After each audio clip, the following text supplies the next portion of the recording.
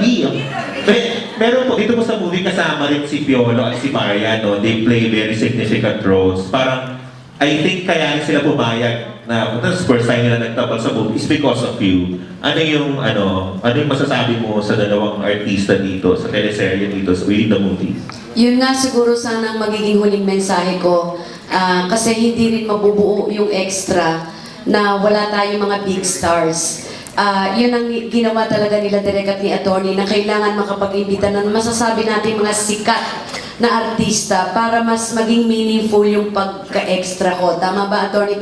Kasi pag hindi lilitaw yung pagka-extra ko, pag hindi namin naisama ang mga big stars. At yun ang panghuli ko nga siguro. And sa lahat ng mga nakasama ko, maraming salamat. Pero a very special thanks.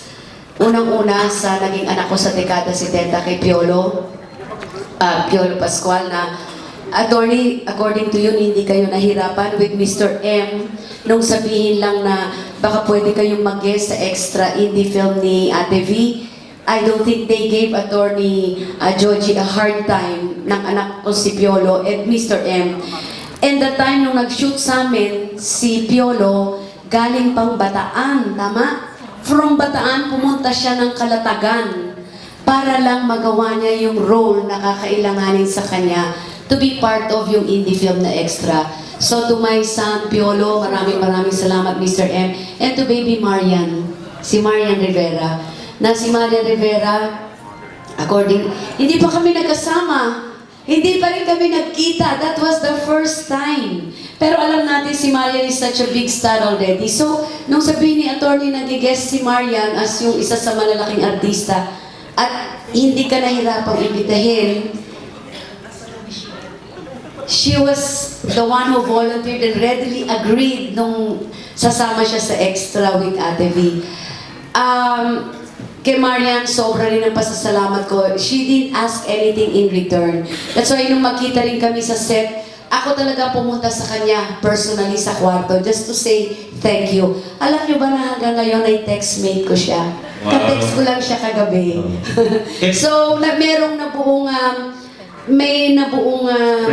friendship at saka yung closeness with Marian beyond showbiz. But again, aside kay Piolo, of course, kay my baby Marian, kay Cherry Pie, of course, Cherry Pie, thank you, Sherry Hill, na sobra rin talagang napakagaling Sherry Hill, si Yula Valdez, and then, of course, si Papa Chen.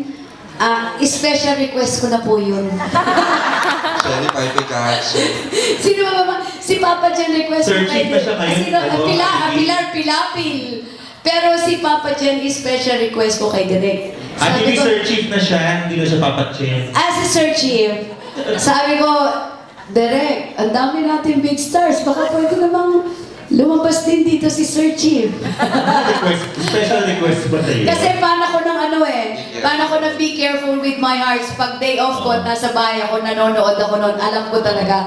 And naiilang ako sa karakter nilang dalawa ni Jody. So, Ate Lee, kaya kayo first time nag-meet ni Marian sa set because naganap to, sinunod mo to before the election, the campaign, no? Yeah. Oo, pero si help nyo rin yung campaign si Marian sa Batangas. Yes, kaya nung nagkampanya ako, nagkampanya po sa akin si Marian ng isang beses, pero hindi ako nahirapan because nagkaroon kami ng friendship. And itong extra, first time I met her personally.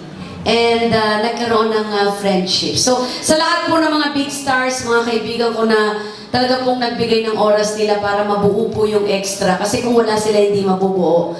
From the bottom of my heart, maraming salamat po. Maraming salamat. Mahal ko po kayo. Salamat po. At one last na lang ako, last na talaga. Since nag-indie ka na nga, di ba, pinasok mo na yung indie cinema. Tapos si Ate Guy nag-i-indie na rin. Magaganap kaya yung dream indie project na isang may dream doon talaga si Direk Brillante. Pagsamahin kayo in one indie film. Mangyayari kaya yun? Hindi, kung mabibigyan kami ng magandang script, I don't think magiging problema yun. Hindi naman kami first time magsasama ni kumare ko, ni Ate Guy. Hindi eh.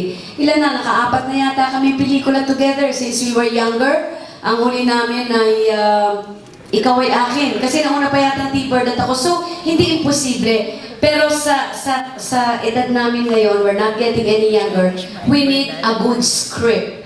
Na, Parang so meron- tinagal-tagal namin sa industriya, palagay ko hindi naman dapat mapahiya pa kaming dalawa. Oo, parang may binabanggit na siya project na bagay sa inyo, Ate Lee. With Coco Martin pa nga eh. Parang, Wow. parang ganon. Pinuntahan ako ni Direk Brillantes, binanggit niya sa akin yan.